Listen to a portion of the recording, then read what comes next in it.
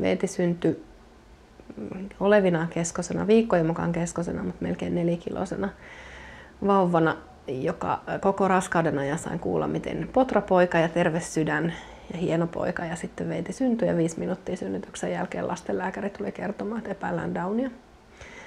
Ja Veeti meni aika nopeasti sitten sinne kätilöopiston teholle, lasten teholle, jossa oli sitten 2 viikkoa. Ja toisena päivänä Veetille kävi lastenklinikalla sydänasemalla ja selvisi, että Veetillä on sydänvika.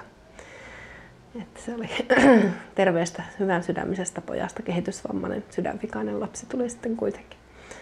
Ei se tuntunut sen ihmeellisemmältä sen niin kuin ensimmäisen kerran, kun sen uutisen kuuli siellä synnytyssalissa. Ja mulla oli siis mukana meidän Viivin kummitäti, joka on sairaanhoitaja, synnytyksessä siis mukana. Ja Mari sanoi, että sä näytit siltä, että joku löi lekalla sua takaraivoon. Mutta sitten kun mä pääsin siitä ylös ja kömmin sinne lastenosastolle ja siellä se oli piuhoja täynnä koko pikkumies, niin ei kai siinä muuta voinut kuin, että onpa se söpö. Viivillä ja Veetillä on 2 vuotta 5 kuukautta ikäeroa ja sitten Villellä ja Viivillä on 7 vuotta, eli onko se 4,5 vuotta Villellä ja Veetillä. Ville syntyi sinä kesänä, kun Viivi aloitti koulun. Mähän olisin saanut tutkimukset, jos olisin halunnut. En halunnut. Kävin normaalit ultrat vaan ja siellä juttelin kovasti sitten lääkäreiden kanssa. Ja lääkärit ei voi sitä vannoa, että sieltä terve lapsi tulee, vaikka kromosomit olisi terveet, niin aina voi jotain mennä. Niin mä sanoin, että tulee mitä tulee. Ja sieltä tuli tollainen Ville.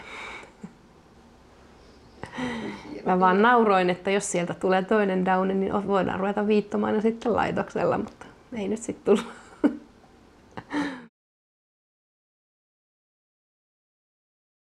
Silloin pienempänä se oli oikeasti, että sitä ei voinut laskea sekunniksikaan silmistä. Että se lähti heti ja se oli todella taitava hoksaamaan sen sekunnin, kun sä käännät selän, niin se lähti. Meillä on Veeti karannut päiväkodista, jossa on aidattu piha. Veeti on siis ollut monivammaryhmässä, jossa Veetillä on ollut oma hoitaja koko ajan. Ja niin vaan lähti sieltä aidatulta pihalta. Nyt tämä viimeisin oli Nuuksion partioleirillä 1,5 tuntia metsässä kateissa. Mutta ei hän ikinä itse ole mitenkään niinku hätääntynyt tai hämmästynyt. Että sitten sieltä vaan tulee silleen, että no mä vähän kävin taas. Periaatteessa mä luulen, että se voisikin pärjätä. Voisi käydä itse kaupassa ja osaisi varmasti edestakas kävellä ja näin. Mutta sitten taas, kun se ei puhu, niin sit se on aina se niin kuin ekstra huoli, että jos se nyt vaikka häviääkin eikä se osaakaan kotiin, kun ei osaa sit myöskään sanoa, että missä on tai mikä on osoite tai nimi, kun osaa vaan viittoille. Se on aina vähän haastavaa, että kun meillä on Veetin kanssa kuitenkin niin kuin tämmöisiä lääkäripäiviä aika monta vuodessa, jolloin mennään 2 Veetin kanssa. Mutta mä oon nyt ottanut sit silleen, että mennään vaikka Villen kanssa leffaan tai Viivin kanssa shoppailee jumboa ja syömään. Että semmosia, että on aina vaan sitten yksi mukana. Toki niitä ei ole lähellekään niin paljon näille Viiville ja Villelle, mitä Veetillä on, mutta sitten taas se auttaa hirveästi, että Veetillä on koulukyydit ja tämmöiset, niin se on niin helppo sit aamulla vaan laittaa taksiin, kun ei tarvitse silleen kuskailla minnekään. Silloin pienenähän Veeti jokelteli ihan niin kuin normivauvat. Tuli ihan tavuja ja pölötystä.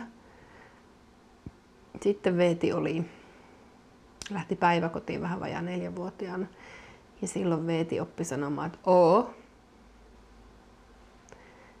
Jonka jälkeen 5 vuoden päästä se jäi pois. Ja sitten meillä ei ollut mitään sanoja. Että eläinten ääniä kyllä tekee, mutta sanoja ei. Ja nyt on niinku ehkä 2 vuotta ollut ne ei, oo, jee, au. Ja siinähän ne melkein onkin. Se tuli tuossa 2 vuotta sitten, meillä oli vammaisneuvolassa semmoinen joka vuosi iso palaveri, missä on erinäisiä terapeutteja ja lääkäreitä, niin siellä tuli sitten puheterapeutilta tämmöinen, että me ollaan nyt sitä mieltä, että puheterapia ei auta ja lopetetaan. Ja voihan se vielä oppia puhumaan, mutta nyt pikkuhiljaa yritetään mennä siihen viitottuun Suomeen. toki siinä on se ongelma, että koska Veeti ymmärtää puhetta hirveän hyvin, niin sitten siinä tulee itse niin kuin vähemmän viitottua, että viittoo vaan niin kuin ne tärkeät sanat. Ja se on sitä tukiviittomista. Et silloin viitotaan vaan niin kuin ne asiasanat, mitkä niin kuin pitää mennä sinne jakeluun tavallaan lapselle. Se on yksi niistä isoista haasteista, koska mulla ei riitä aika niin paljon viittomien opetteluun kuin mä haluaisin. Nytkin mulla on maksari viittomakurssille, mutta yksinkertaisesti ei ole aikaa. Veetin ansiosta me ollaan käyty paljon erilaisissa vammaistapahtumissa ja viikonlopuissa ja tämmöisissä, niin ei meidän lapset, ne on ihan, ei ne kato ketään pitkään, jos joku vispaa päätä tai käsiä tai menee pyörätuolilla tai ihan millä vaan. Ne on vaan silleen, että tuolla on tollanen. Et aikoinaan tuossa Viivi kävi, viime syksynä oli sellainen sisarusten kehitysvammatuen järjestämä sisarusten viikonloppu, jonne meni siis tietyn ikäiset lapset, joilla on kehitysvammainen sisarus, niin ilman siis sisaruksia, että keskenään sinne viikonlopuksi. Siellä oli sitten Viivi vähän jännitti, että ketähän sinne tulee, että onkohan siellä meidän koulusta ketään. Musta, no tiedät sä, että onko siellä kellään kehitysvammaisia sisaruksia.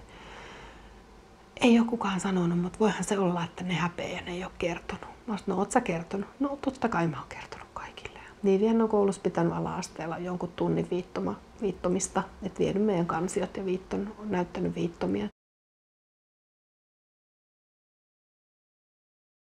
Me ollaan aika pienestä Veetin kanssa ja Viivin kanssa käyty kehitysvammatuki 57, semmoinen helsinkiläinen kehitysvammajärjestö sen järjestämissä tilaisuuksissa, että heillä on aina joka syksy sellainen pienten kehitysvammaisten leiri.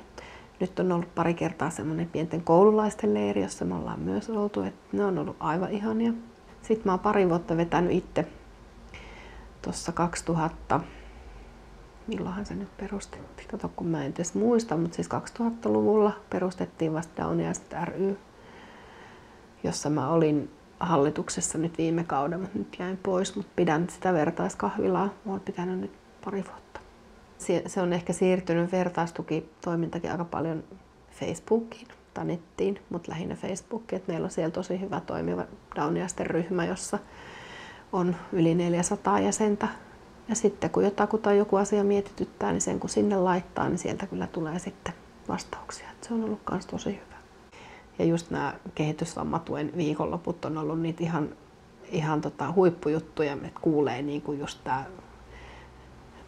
viikonloppu, että Veeti on viikonloput pois, niin enhän mä niin kuin tiennyt, ei kukaan kertonut. Ei meidän kehitysvammasossu, jonka pitäisi kertoa nämä palvelut, niin eihän hän kerro, koska heille ei ensinnäkään ole perheitä, jotka ottaisi viikonlopuksi, mutta sitten taas kun mulla oli omat perheet, jotka otti, niin mä sain sen palvelun heti. Mutta kun niistä ei edes kerrota, että jos et jostain kuule, niin ei ole. Että aina pitää itse tietää tavallaan mitä pyytää, niin sit saatat saada sen.